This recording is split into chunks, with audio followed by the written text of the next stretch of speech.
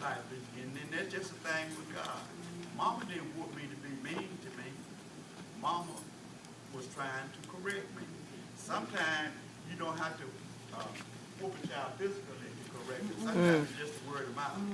Because with my daughter Missy, I whooped her one time in her whole life, and she cried for 3 or 4 hours. But then me and her made a covenant. That's an agreement.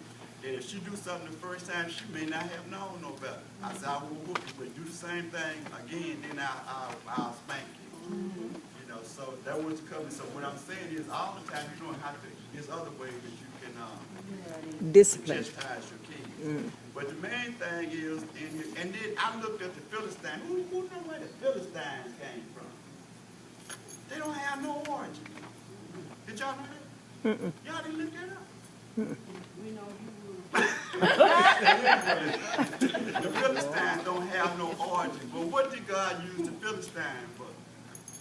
Correct. That's right, to correct the Jews. And we all know what Jews came from, right? They descendants of Abraham. You know, Abraham, Isaac, and Jacob. But actually, the direct descendants of Jacob had 12 sons.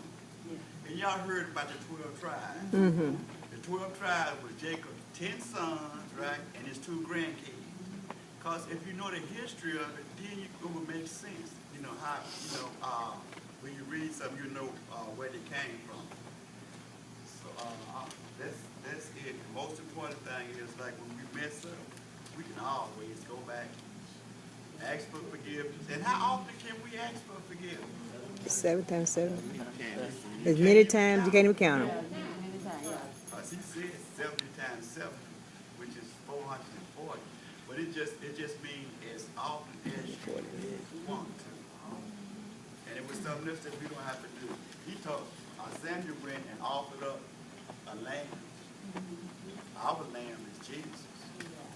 And something else, they told Samuel to go and pray for them. Brenda don't have to call Freeman to pray for her. She can go. And that's a wonderful thing right there. Because she don't know, Freeman may forget.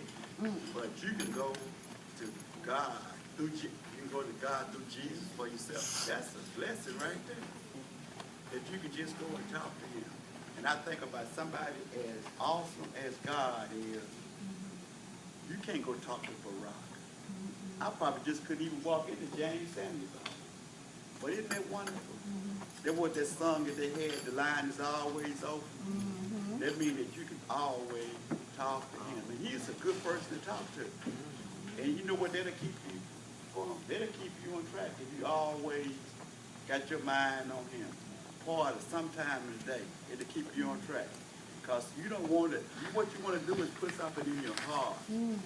I already knew that I shouldn't be talking about people. But it wasn't in my heart. Now it's in my heart, and when I get on the phone, when something come over, I could be, but I could say something bad. I said, well, I tell myself, well, I can't do that no more. I'm not doing that anymore. But it's in my heart now. That's what we want. It said, plant it in your heart anyway. I'm going to sit down. Thank you.